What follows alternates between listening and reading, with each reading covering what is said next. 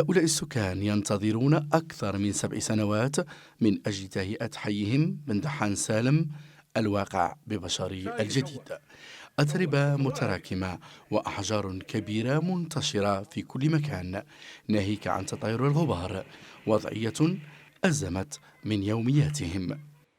رحنا في حي بن دحان سالم اللي تأسس في سنة 1995.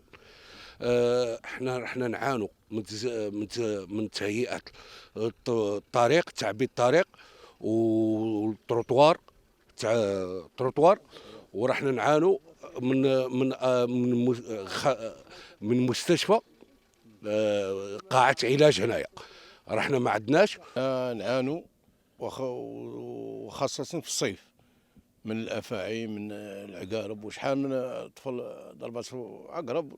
المهم حنا واش خصنا هنا في هذه التهيئة هي الأولى، وخصنا قاعة علاج ومدرسة، ومهم وتراكم هذه الحجارة وهذه الأوساخ هذه لازم ينقوها لنا ويتلفسوا لنا، لأن هذا الحي راه من 95. والله لا راني عايب معوق، راني نقول لك هذا والله سيدي لا راني الغبره العقارب الفاع ويلا راني وين وروح تشوف اش. والحجره هرسناها جبنا لها ماشينه راح في عامين والله، وهرسناها باش يجيو للوطن يرفدوها، ما رفدوهاش. ها هي وين نروح شوف كي تشوف بعينك. عندنا هذه الحجره هذه احنا ماذا بينا يجوا يقلعوها لينا. هذه الحجره راها هنا في سطحي، ويتاخذوا لنا الاجراءات نتاعها باش ما تكونش ان شاء الله، باش نبعدوا من هذه القضيه نتاع العقارب ونتاع الفاء. الحجر شفتها كاينه كاع في الحي، كاين شحال من بلاصه الحي كامل هذا راه فيه هذه الحجره، وخاصنا البلديه ومهم السلطات اللي يجوا المعنيين بهذا الامر هذا يجوا يقولوا علينا هذه الحجره ان شاء الله. كل الأحياء المجاورة استفادت من التهيئة إلا حيهم، وهذا ما أثار استياء السكان.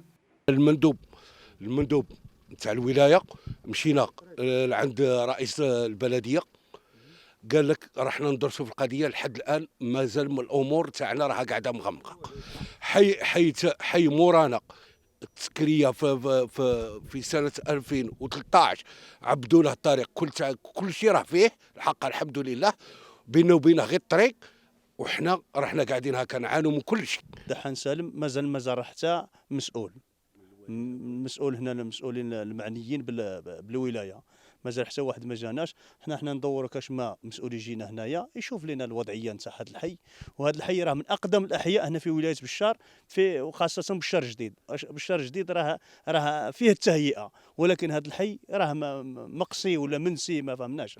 حنا مشينا للاديش قالوا لنا البلديه قال لك تابع للاديش، حنا ما فهمنا حتى حاجه.